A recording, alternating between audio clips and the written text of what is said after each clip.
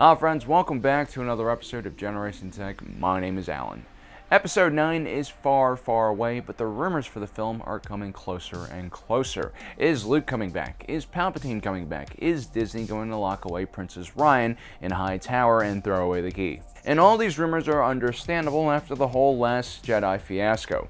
A lot of fans, including me, were super excited to see the second film in the new trilogy and left theaters feeling kinda meh. Or, in some cases, super meh.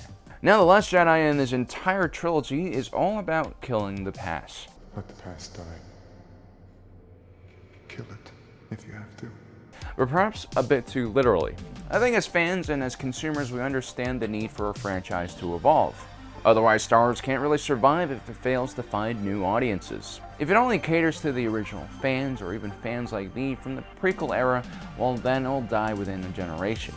I mean, look at Harley Davidson, for instance. I love Harleys and cruisers, but the new generation of kids is not only smart enough not to ride a motorcycle, but if they do want to ride a motorcycle, it has to be a little bit less old school, or at least purposely old school. Harley Davidson has always been resistant to change, and plus, they don't really have an entry-level or cheap bike worth riding. That's why the average age for a Harley Davidson rider is around 48 years old. Which is a crazy liability for the brand, which is also why they've been hemorrhaging market shares in the last decade. So simple economics and business sense is leading Disney to change things. We have great new characters like Poe, Finn, Rey, and even incest boy Kylo has his moments. But when it comes to older generations, creators like Rian Johnson just completely missed the mark. I go as far to say he was almost disrespectful. I mean, even Harley Davidson is now making electric bikes, adventure bikes, and non-cruisers, but it's not like they're hating on the Road King or antagonizing their core buyers. And while Mark Hamill wasn't the best actor in the world when he did the original trilogy, he's had a half a century to get better, and he's done tons of great voice work. He deserves more time on screen in the Star Wars franchise. I mean, Hamill certainly thought so, at least. Anyway, that leaves us with episode 9 and rumors that Mark Hamill will be back as Luke. Well, not rumors anymore, actually. He definitely will be back. We're just not sure in what capacity. Now, some people are saying that Luke will come back in flashbacks. Maybe we'll see him during the end of the Galactic Civil War, or in his journey after the war, or perhaps more scenes of him and the disturbed young Kylo. Now, this is definitely a possibility, but I don't think that's the only time we'll see Luke. He'll definitely need a larger, more expanded role. For one, it's what the fans want, a familiar face to come back to. As awesome as the new trilogy characters were, The Last Jedi kind of stalled all the character development, so they'll need someone strong to surround this next movie around. Now, I do think it's important for writers and creators to be free from fan influence so that they can pursue the best story as possible. But Rian Johnson again kind of screwed that up, so now Disney is in saving franchise mode. The Solo boycott proved that it's the core audience that really drives up ticket sales and hype. The fans not only see the movie once, they see it 3-4 times, and they bring their family, they bring their friends, their co-workers, random people they meet on the street. I mean, they're constantly talking about new movies that are like mobile advertising platforms. It's something that very few franchises actually have. And that's why it was so confusing why Rian Johnson would go out of his way to purposely piss them off and then antagonize them after he received criticism. And I think Disney has learned from this. After all, the only thing they really do care about is money. Then there's the tragic death of Carrie Fisher that has left some giant holes in the overall new trilogy's plan. Originally, The Force Awakens was supposed to be all about Han Solo, The Last Jedi was supposed to be Luke's time to shine, and The Last Jedi was going to be where Leia stands out the most.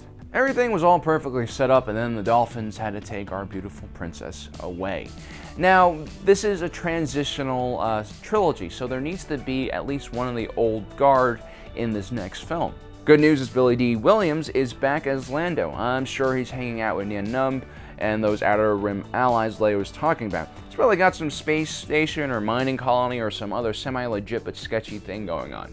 But as much as I love Lando, he's not one of the core three. So Luke really needs to come back. He's the only one left now. And Leia, who will be in the new movie, will have a limited role at best. So how does Luke come back? Well, from what we can tell in The Last Jedi, Luke overexerted himself by using an incredibly powerful force projection and is dead. Well, at least in his physical form, he's dead.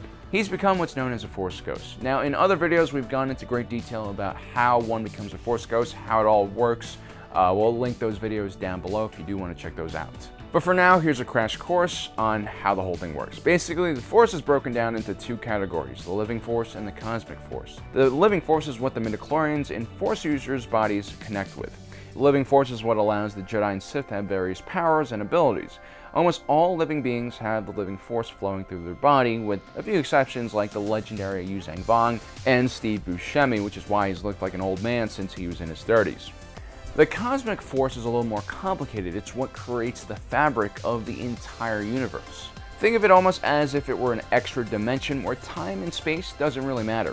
When a being dies, that living Force deserts their body along with their spirit or consciousness and then rejoins the cosmic Force.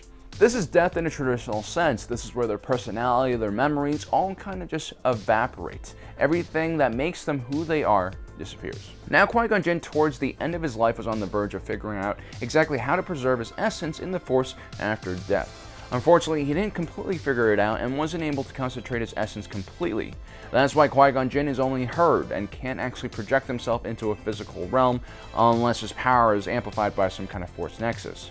Qui-Gon Jinn also seems less clear-minded than later Force ghosts like Obi-Wan Kenobi and Yoda, showing that he hadn't completely finished his transition.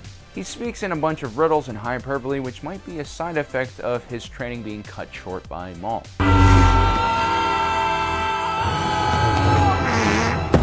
Fortunately, Qui-Gon Jinn was focused enough to impart his wisdom and training onto Yoda and Obi-Wan Kenobi, who both spent their time in exile trying to figure out how to become Force ghosts. They were both successful, and their rendition of the Force ghost was much more powerful than Qui-Gon's. Obi-Wan Kenobi was able to first speak to Luke during the trench run only days after dying. Use the Force, Luke. And then he fully manifested as a Force spirit later on during Luke's training on Dagobah. But Obi-Wan Kenobi, just like Qui-Gon Jinn, eventually does fade away, and Luke no longer hears him. Although Qui-Gon Jinn speaks about how time is not a linear thing in the cosmic Force, it seems like a Force ghost's time in the living Force and physical world is limited. So they will eventually disappear and completely fade away. But Yoda, who is more powerful and had more time to train his Force Ghost power, would still be around more than 30 years after passing away from the physical realm. And not only is he able to be physically visible, he's also able to manipulate the space around him, including drawing a lightning bolt from the sky, which is a pretty impressive feat even for a living person. As a matter of fact, besides the Earthling Jedi Storm, I don't really know any other Jedi in canon who's able to pull off such a feat.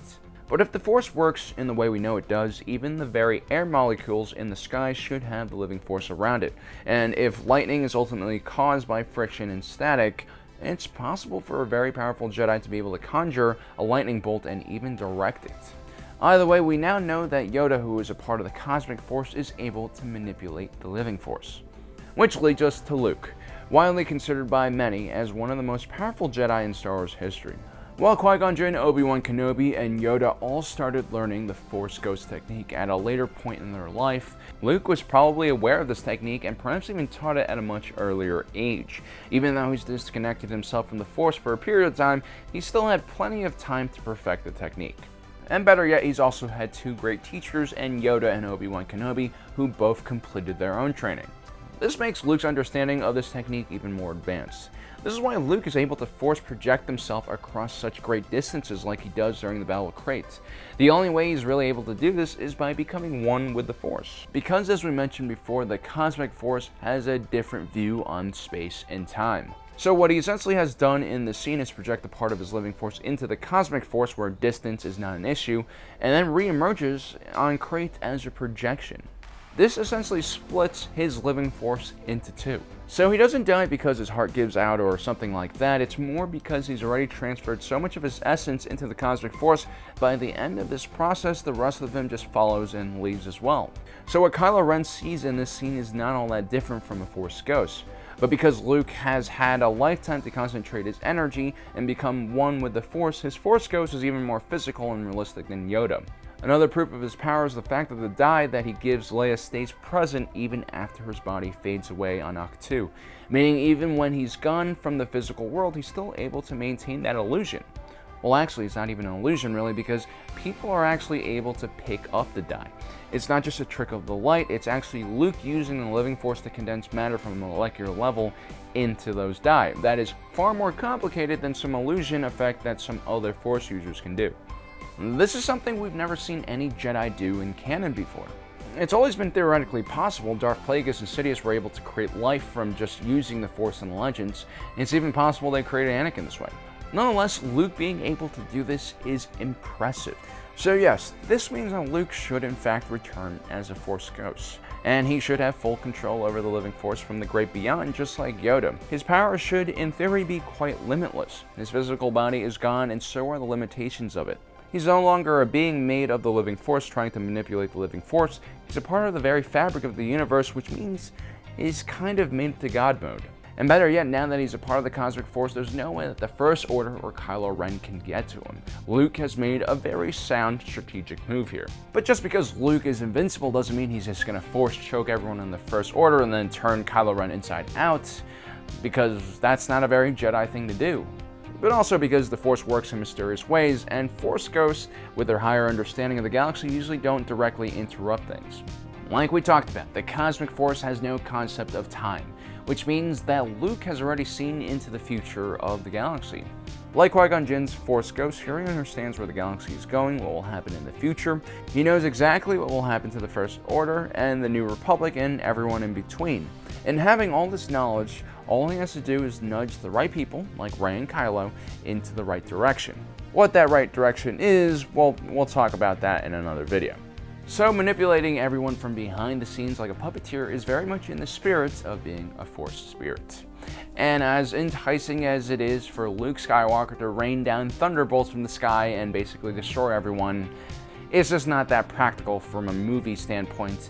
The film would be only like 10 minutes long and full of burning corpses. So guys, that's our theory about why Luke will be one of the most powerful Jedi we've ever seen in Episode 9.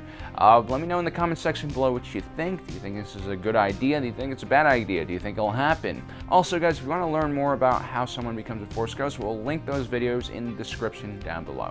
Thanks for joining us today. Don't forget to subscribe, hit that notification button. As usual, if you're watching this, you are Generation Tech.